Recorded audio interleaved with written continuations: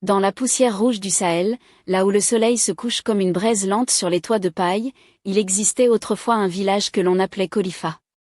C'était un village ancien, enraciné dans la terre comme un baobab, un village où les vieillards parlaient peu mais voyaient loin, où les femmes chantaient en pilant le mil, où les enfants couraient pieds nus derrière les chèvres en riant à gorge déployée.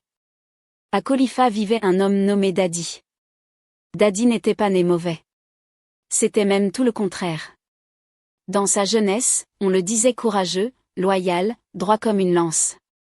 Il connaissait les sentiers de la brousse, les colères du fleuve, les saisons des pluies et les signes des ancêtres dans le vent. Son père, avant de mourir, lui avait pris la main devant tout le village et avait dit : « Un homme n'est grand ni par sa force, ni par sa beauté, ni par sa richesse.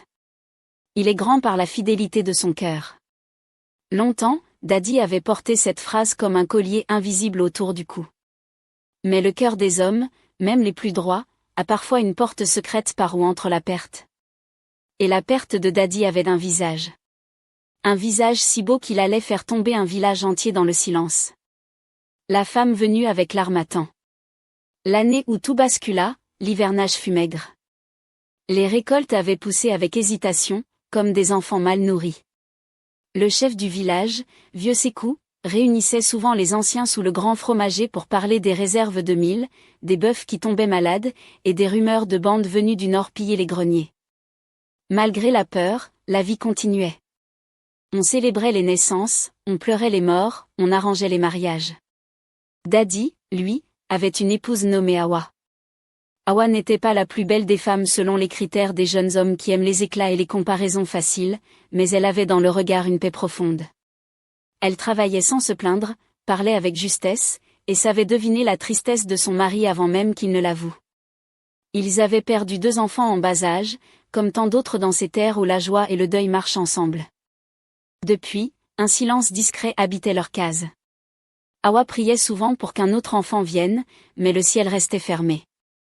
Un après-midi, alors que le vent d'harmattan soulevait la poussière comme un voile, une caravane arriva à Kolifa. On vit d'abord les ânes chargés de ballots, puis les hommes maigres au regard dur, puis les tissus, les bracelets, le sel, les lames, les parfums. Enfin, derrière eux, descendit d'un petit chariot une femme que personne n'oublierait. Elle s'appelait Neyé. Le village entier sembla retenir son souffle. Elle avait la police comme une calebasse neuve huilée aux karités, les yeux sombres comme l'eau profonde d'un puits la nuit, une bouche fine qui paraissait toujours savoir un secret que les autres ignoraient. Quand elle marchait, même les bavardages s'éteignaient. Les jeunes hommes se redressaient. Les femmes la regardaient en silence, certaines avec admiration, d'autres avec cette méfiance qui naît quand une beauté trop brillante entre dans une communauté déjà fragile. Neyé disait venir de loin, d'un territoire ravagé par les conflits entre 2 clans. Elle racontait que sa famille avait été dispersée, que son père avait disparu, que sa mère était morte sur la route, et qu'elle survivait en accompagnant les commerçants jusqu'à trouver un endroit où recommencer sa vie. Le vieux Sékou, fidèle à la coutume, accepta qu'elle reste quelques jours au village. Quelques jours devinrent quelques semaines. Neyé savait parler aux hommes sans paraître les appeler. Elle savait baisser les yeux au bon moment, rire sans bruit, remercier avec une douceur qui ressemblait à une promesse. Elle aidait parfois les femmes au puits, mais jamais longtemps. Elle passait surtout ses soirées près du feu des voyageurs, à écouter, à apprendre, à observer. Dadi la vit pour la première fois au crépuscule. Elle portait un pagne indigo et une calebasse vide sur la tête. Le vent soulevait une mèche près de sa tempe. Elle leva les yeux vers lui, pendant une seconde à peine, il eut l'impression que la terre sous ses pieds n'était plus la même. Ce fut une seconde. Mais certaines secondes détruisent des années de fidélité. À partir de ce jour, Dadi commença à changer. Awa le remarqua avant tout le monde. Il répondait trop vite ou pas du tout. Il partait plus souvent hors du village sous prétexte d'aller vérifier les pièges. Il se lavait davantage, nouait son turban avec soin, restait assis dehors tard dans la nuit en regardant les étoiles sans les voir. Un soir, Awa lui demanda doucement : « Ton cœur est où, Dadi ? » Il sursauta. « Que veux-tu dire ? » ?»« Je te demande où est ton cœur. Parce que ton corps dort ici, mais ton cœur, lui, a pris une route que je ne connais pas. » Dadi détourna les yeux. « Tu te fais des idées. Hawa baissa la tête. Elle savait qu'un mensonge a une odeur. Ce soir-là, la case sentait le mensonge comme une natte mouillée sans le renfermer. Pendant ce temps, les inquiétudes grandissaient au village. Des guetteurs affirmaient avoir aperçu des cavaliers dans la plaine. Les greniers furent mieux surveillés. Les femmes reçurent consigne de ne pas s'éloigner seules. Le vieux Sékou convoqua les hommes valides. « Écoutez-moi bien, dit-il. Les temps sont mauvais. Si des pillards viennent, ils ne trouveront rien si nous restons unis.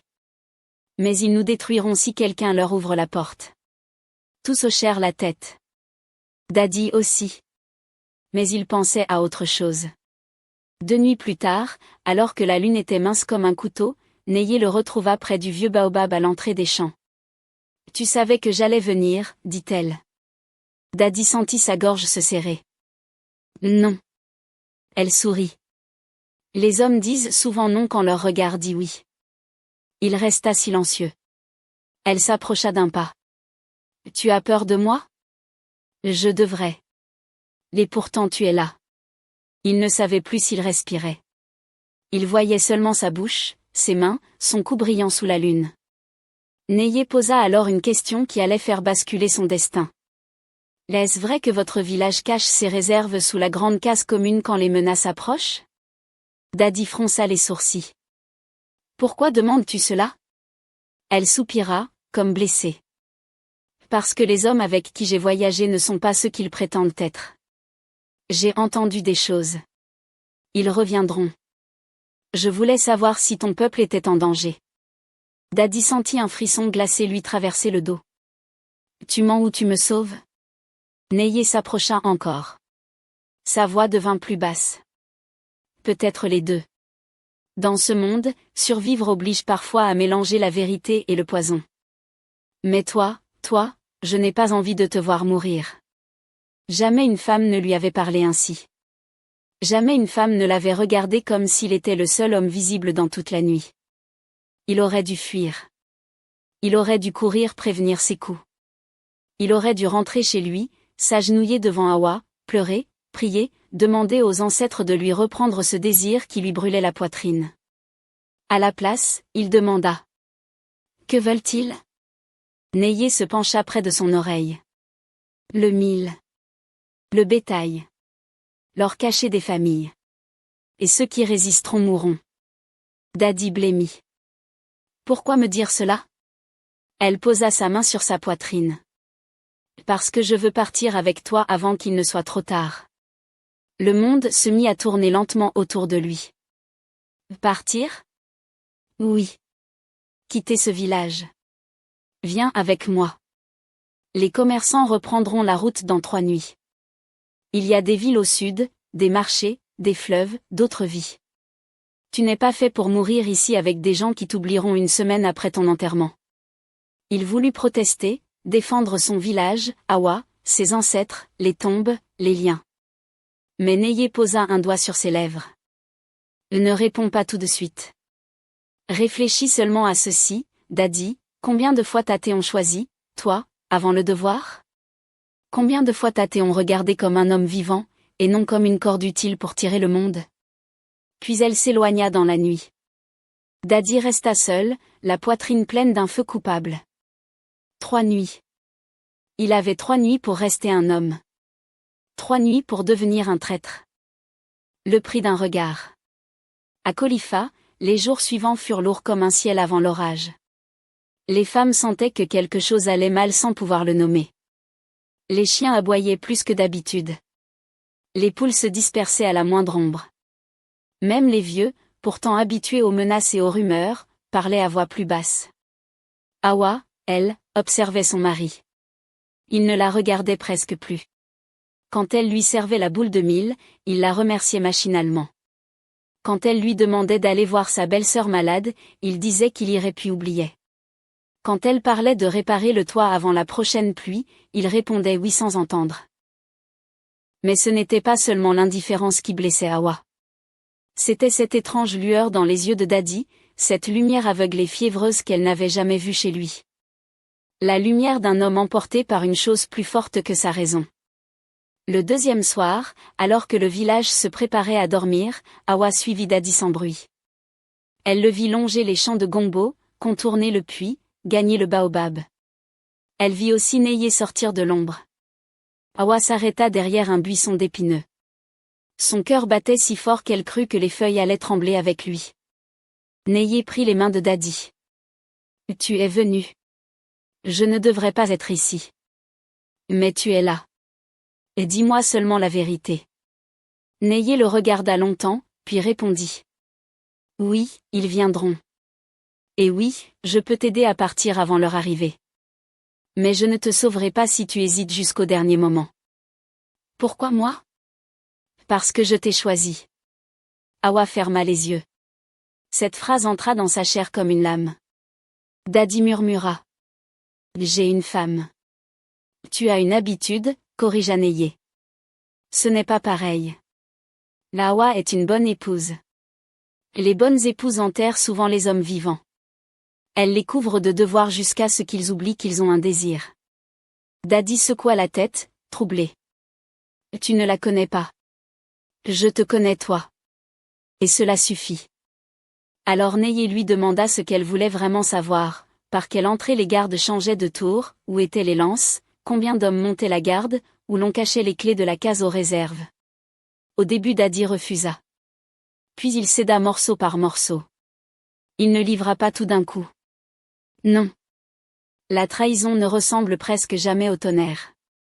Elle ressemble à une petite pluie fine qui finit par détremper tout un mur. Il donna d'abord des détails sans importance. Puis des habitudes. Puis des faiblesses. Puis l'essentiel. Derrière le buisson, Hawa sentit son monde s'effondrer dans un silence absolu. Quand Dadi rentra à la case cette nuit-là, il trouva Hawa assise près des braises presque éteintes. Elle ne pleurait pas. Les grandes douleurs n'ont pas toujours des larmes. « Tu étais où ?» demanda-t-elle. « Dehors. »« Avec elle ?» Il se figea. « La Hawa. » Réponds. Sa voix n'était ni forte ni tremblante. C'était la voix nue de la vérité. « Oui. » Hawa hocha lentement la tête, comme si elle confirmait à elle-même ce qu'elle savait déjà. L'étu lui a parlé du village. Dadi sentit tout son sang quitter son visage. « Tu nous espionnais ? » « Moi, j'espionnais ?» répéta-t-elle avec une tristesse immense. « C'est donc cela qui te blesse ? Pas de trahir ton peuple. Pas de me salir. Pas d'ouvrir la porte à la mort. C'est moi qui t'ai fait du mal parce que j'ai vu ? » Il n'eut rien à répondre. Hawa se leva. Ses yeux brillaient, non de faiblesse, mais d'une force terrible. « Va dire au chef ce que tu as fait. »« L'écoute-moi. Va dire au chef ce que tu as fait. »« Tu ne comprends pas. Ils viendront de toute façon. Je voulais seulement. » « Seulement quoi ? Survivre ? Désirer ? Fuir ? Te croire choisi par une femme plus belle que la tienne, alors tu as pensé que tout le reste pouvait brûler ? Le mot plus belle pesa dans la case comme une humiliation ancienne. Dadi baissa la tête. Hawa continua. Regarde-moi bien. Je ne te retiens pas parce que je suis ta femme. Je te retiens parce que tu es encore à un souffle d'être un homme. Va parler maintenant, et peut-être les ancêtres te laisseront encore un morceau d'honneur. Dadi trembla. Si je parle, ils me tueront. Et si tu te tais, ils tueront d'autres à ta place. Il fit un pas vers elle. Viens avec moi, Hawa. Nous pouvons partir. Hawa recula comme si une vipère venait de se dresser devant elle. Partir avec toi ? Marcher derrière celui qui vend sa maison pour suivre un visage ? Tu ne me connais plus. Moi, je suis né ici. Mes morts sont ici. Mes enfants sont enterrés ici. Même mon lait de mère aurait honte de moi si je m'enfuyais ainsi. Puis elle ouvrit la porte de la case. Sors. La Hawa. Sors, Dadi. Tant que je te regarde encore sans cracher sur ton nom. Il sortit. Il marcha sans savoir où aller, déchiré entre la honte et le désir. Toute la nuit, il erra comme une âme perdue, incapable d'aller trouver le chef, incapable aussi de renoncer à Neye. Au fond de lui, Une voix criait encore, « Il est temps. Sauve le village. » Mais une autre voix, plus douce, plus venimeuse, murmurait, « Il est trop tard. Prends ce qu'il te reste. Elle t'a choisi. » Le lendemain matin, Hawa alla voir le vieux Sékou. Mais avant qu'elle n'arrive à la place centrale, une clameur déchira le village. Les cavaliers étaient là. Ils surgirent au lever du jour, rapides, organisés, comme s'ils connaissaient déjà les chemins, les portes, les points faibles. Ils n'attaquaient pas à l'aveugle. Ils allaient droit aux réserves, aux bœufs, aux issues stratégiques. En un instant, Khalifa comprit qu'il n'avait pas été surpris par le hasard. Il avait été vendu. Les hommes prirent les lances, les femmes rassemblèrent les enfants, les vieillards crièrent les noms des ancêtres. La poussière monta si haut qu'on distinguait à peine les silhouettes. Les chèvres hurlaient, les bébés pleuraient, le feu gagnait déjà un grenier. Dadi courut vers la case commune pour aider. Mais vieux Sékou le fixa d'un regard qui semblait tout savoir. « C'est toi, dit-il. » Dadi resta figé. « Père Sékou, écoutez. »« C'est toi. » Il n'y eut ni accusation longue, ni procès, ni discussion. Parfois la vérité se montre d'elle-même dans la façon dont un homme baisse les yeux pendant que sa maison brûle. Une lance passa près de Dadi. Un jeune homme du village, fou de rage, voulut le frapper, mais Sékou l'arrêta. « Pas maintenant. Défendez d'abord les enfants. » Alors Dadi se jeta dans la mêlée, non par courage pur, mais avec cette folie de ceux qui veulent racheter trop tard ce qu'ils ont livré. Il combattit comme un homme possédé. Il en fit tomber deux. Il tira une fillette des flammes. Il repoussa un cavalier près du puits. Mais rien n'effaçait le fait terrible, l'ennemi connaissait tout. Les pillards ouvrirent la cage des réserves. Ils trouvèrent le bétail attaché derrière les cases. Ils incendièrent l'endroit exact où les familles avaient déplacé les sacs de mil. Quelqu'un les avait guidés. Au milieu du chaos, Dadi chercha Neyé. Il la vit enfin, debout près des voyageurs armés, non pas captive, non pas terrifiée, mais droite, impassible, presque royale dans la fumée. Le monde se déchira en lui. « Neyé !» cria-t-il. Elle tourna lentement la tête. Pas une once de panique dans ses yeux. Pas une once d'amour. Rien qu'une froideur immense. « Tu étais avec eux ?» Elle eut un sourire presque triste. « Depuis le début. » Dadi chancela. « Mais tu m'as dit. Je t'ai dit ce qu'il fallait pour ouvrir ta bouche. Tu m'as choisi. » Elle le regarda comme on regarde un enfant qui croit encore au conte. « Les hommes comme toi se choisissent eux-mêmes.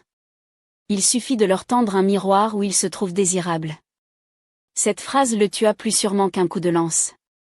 Il voulut courir vers elle, peut-être pour la secouer, peut-être pour la supplier, peut-être pour l'étrangler. Mais un cavalier le frappa à l'épaule et il tomba à genoux dans la poussière. Quand il releva la tête, il vit Hawa. Elle portait un enfant blessé dans ses bras. Du sang coulait sur son pagne.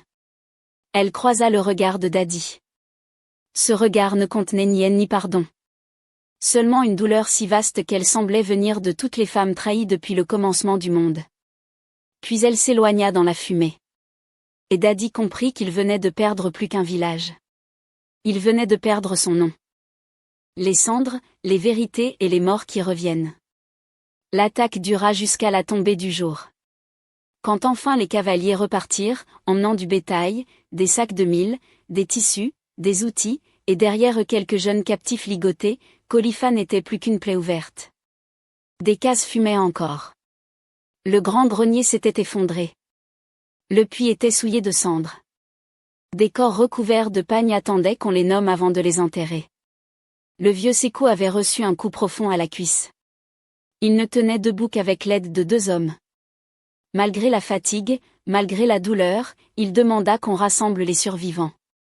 On amena Dadi au centre du village, les poignets liés. Personne n'avait besoin de preuves supplémentaires. L'attaque parlait pour lui. Sa panique devant Neyé avait été vue. Son trouble était visible. Et Hawa, le visage fermé comme une porte de tombe, n'avait pas eu besoin de parler pour que chacun comprenne. Les femmes se tinrent d'un côté, les hommes de l'autre. Les enfants se cachaient derrière les jambes de leur mère. Une vieille au dos courbé murmura. C'est lui qui a vendu nos morts. Un jeune homme cracha par terre. Tuez-le. Un autre cria. Attachez-le à l'arbre des voleurs. Mais le vieux Sékou leva la main. Le sang versé dans la colère ne nourrit pas la justice, dit-il. Puis il regarda Dadi. Parle. Pour la première fois depuis longtemps, parle comme un homme. Dadi leva les yeux vers le village. Il vit des visages qu'il connaissait depuis l'enfance. Il vit la colère, la peur, le mépris. Il vit aussi les vides, ceux qui n'étaient plus là. Sa voix sortit difficilement. J'ai parlé à Neyé. Oui. Elle m'a trompé. Mais c'est moi qui ai ouvert la porte. Personne ne m'a forcé. J'ai cru qu'elle m'aimait. Un rire amer traversa l'assemblée. Dadi continua, brisé. J'ai pensé à moi avant vous tous. Avant ma femme. Avant les anciens. Avant les enfants. Je n'ai pas d'excuses. Il chercha Awa du regard. Elle se tenait droite, l'enfant blessé qu'elle avait sauvé attaché contre son dos. Son propre bras portait une entaille profonde, mais elle ne semblait pas la sentir. La Awa. Elle ne répondit pas. Le vieux Sékou ferma les yeux un instant puis dit. Chez nous, un homme qui livre son village mérite la mort. Mais parfois la mort est trop légère. Mourir, c'est quitter la honte. Vivre avec elle, c'est la porter chaque matin. Il s'appuya sur son bâton. Je ne te donne pas la mort, Dadi. Je te donne pire. Tu partiras avant l'aube. Tu quitteras Kolifa sans sandales, sans mille, sans eau offerte. Ton nom sera retiré des récits. Aucun enfant d'ici ne portera plus jamais le tien. Si tu meurs sur la route, les vautours seront tes témoins. Si tu vis, alors vis avec le poids de ce que tu as fait. La sentence tomba sur Dadi comme un ciel de pierre. Il aurait presque préféré qu'on le tue sur le champ. Mais le plus terrible vint d'Awa. Elle s'avança enfin. Le village se tut. Elle se plaça devant lui.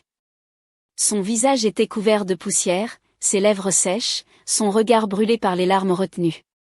Dadi murmura. Pardonne-moi. Awa le regarda longtemps, puis répondit. Je t'aurais pardonné la pauvreté. Je t'aurais pardonné la maladie. Je t'aurais pardonné la stérilité du ciel, les saisons mauvaises, les colères, les silences, même une faute de chair. Mais je ne peux pas pardonner à un homme d'avoir préféré son vertige à la vie des innocents. Dadi pleura. Alors Awa prononça des mots que les anciens n'oublièrent jamais.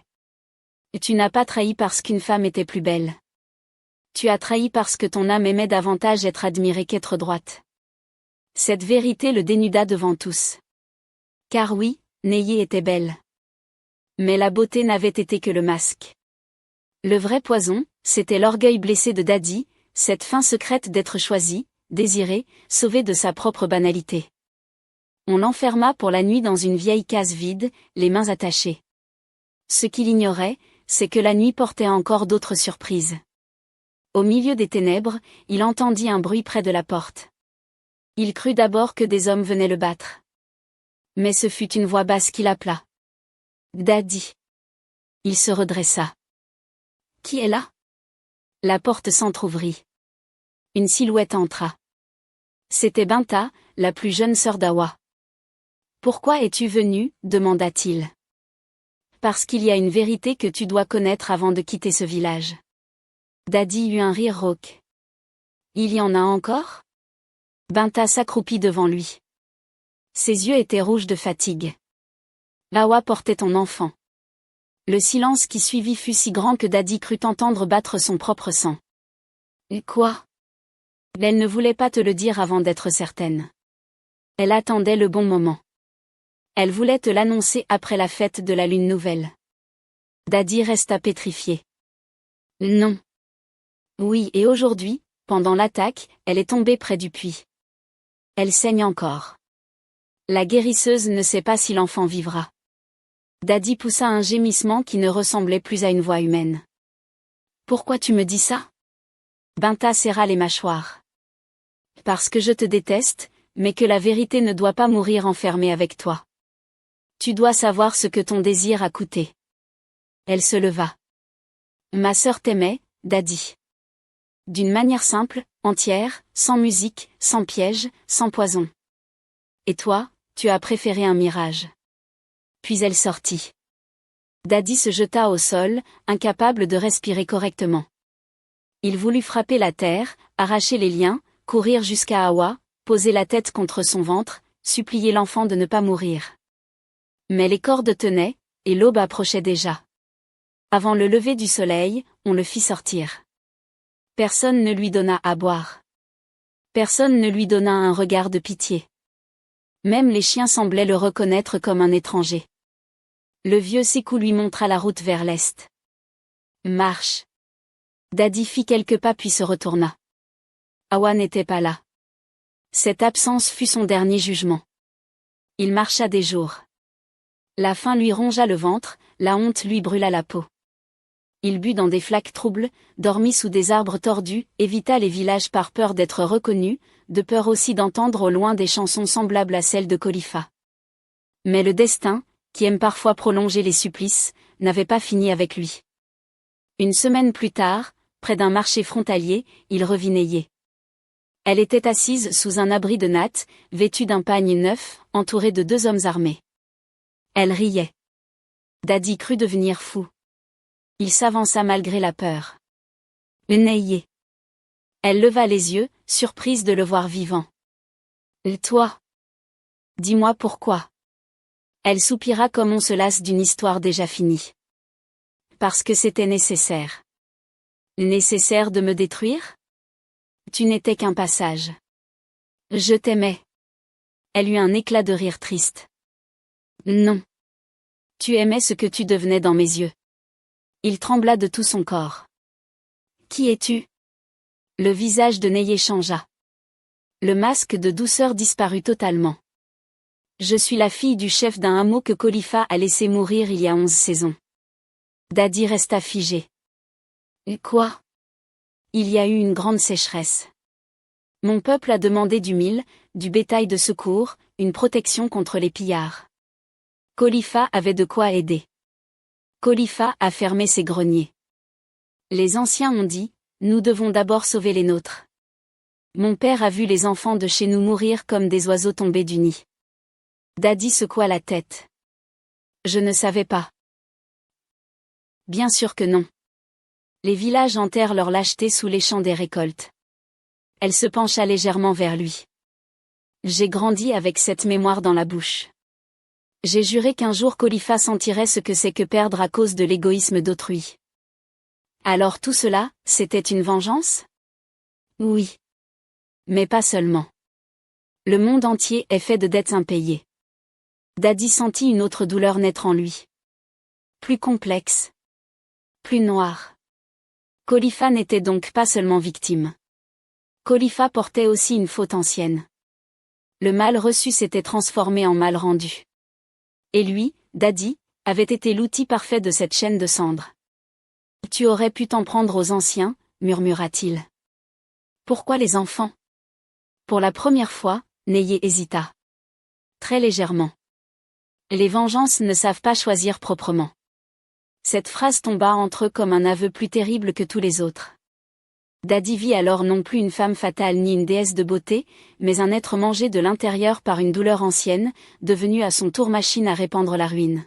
« Et tu es déjà morte, dit-il doucement. Neyé se raidit. Pars.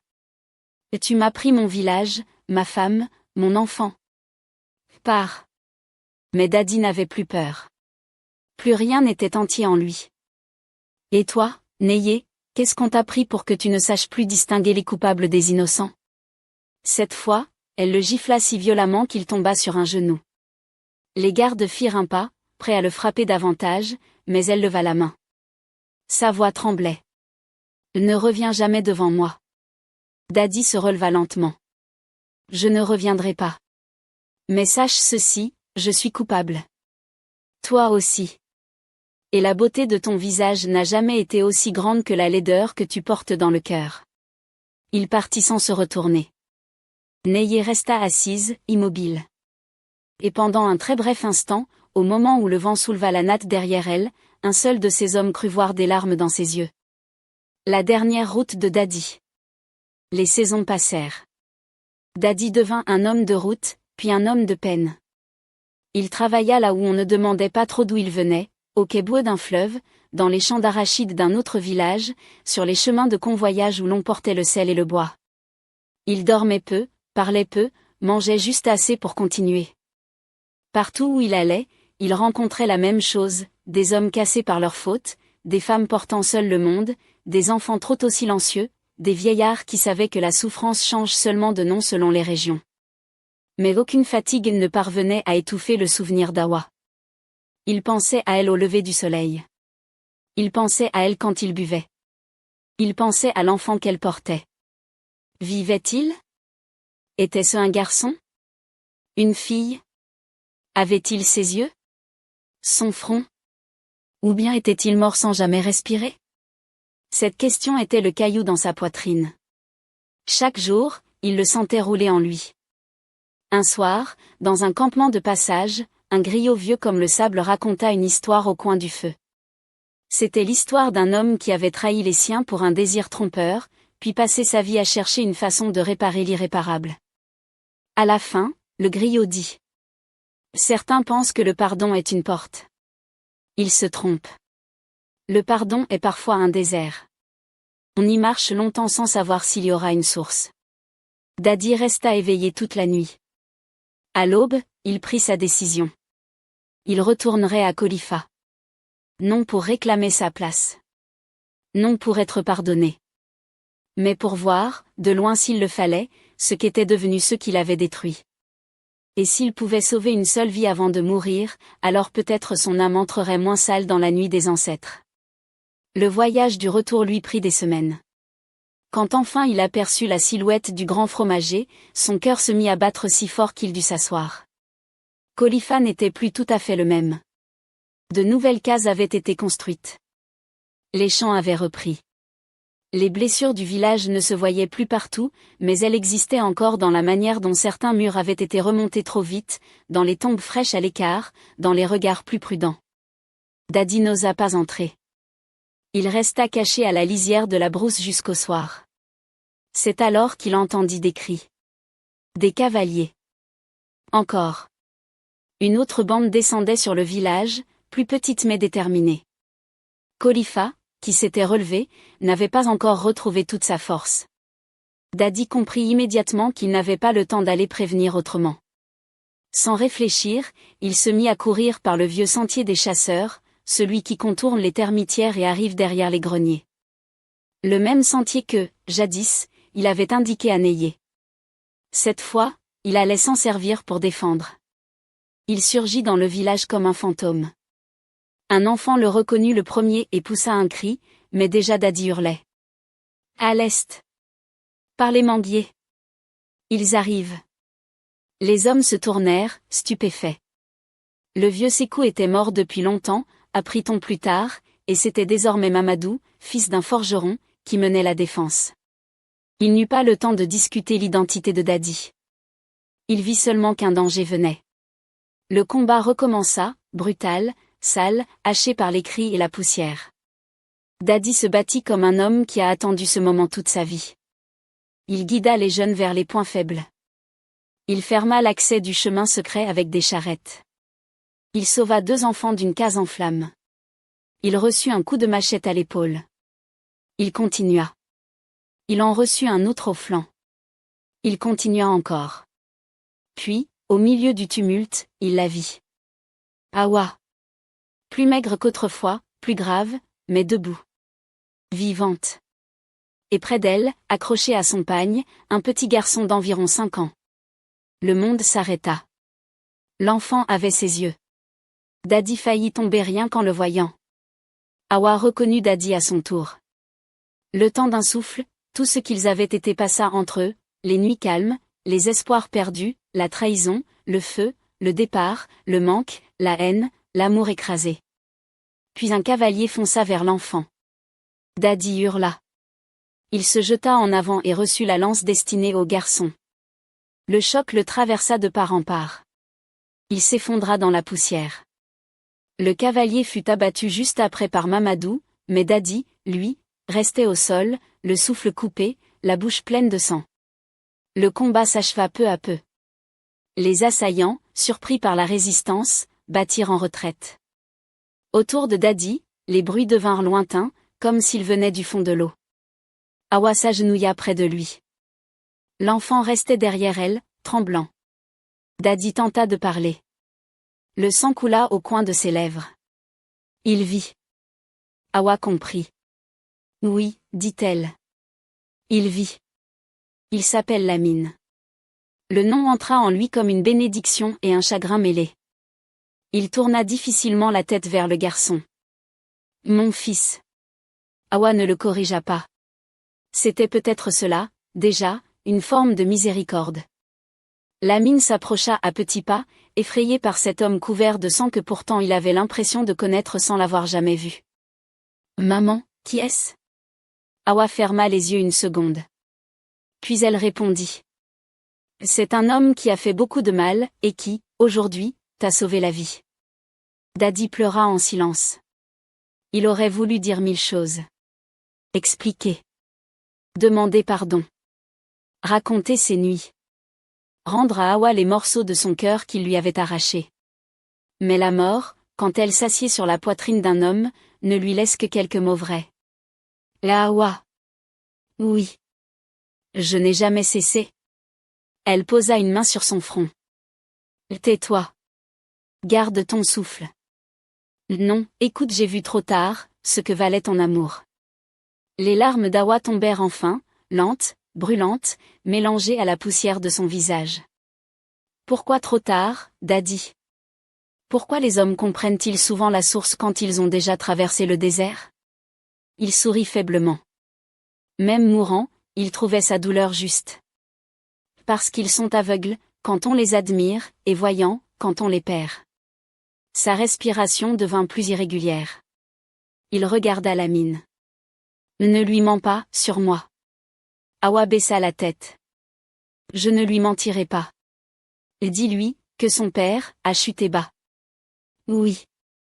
Mais dis-lui aussi, qu'un homme n'est pas seulement la faute qu'il a cassée, qu'il est aussi, le dernier geste qu'il choisit. Awa éclata en sanglots silencieux. Repose-toi, Dadi. Il secoua à peine la tête. La Awa. Oui. Est-ce que, dans un coin de toi, il reste, un peu d'eau, pour mon nom? La question était si pauvre, si nue, si humaine, qu'elle brisa tout ce qui tenait encore Awa droite. Elle prit sa main. Longtemps, elle ne parla pas. Puis elle dit. Je ne peux pas te rendre l'homme que tu étais. Je ne peux pas effacer les morts. Je ne peux pas te donner un pardon entier. Mais je refuse que la haine soit le seul héritage que tu laisses à notre fils. Dadi ferma les yeux. Awa approcha sa bouche de son oreille. Là alors oui. Dans un coin de moi, il reste encore une goutte d'eau pour ton nom. Un grand calme passa sur le visage de Dadi.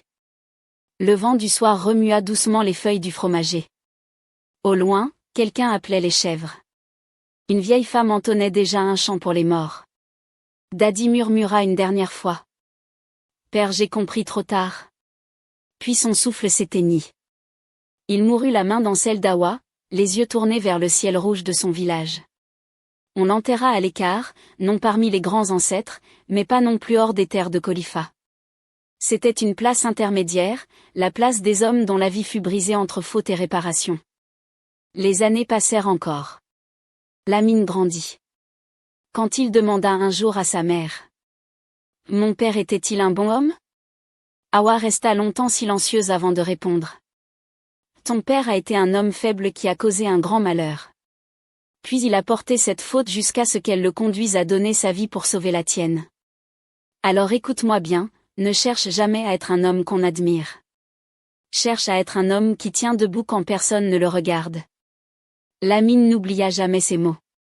Quant à Neyé, des voyageurs dirent plus tard qu'elle avait fini seule, loin à l'est, dans une ville de poussière où personne ne connaissait son vrai nom.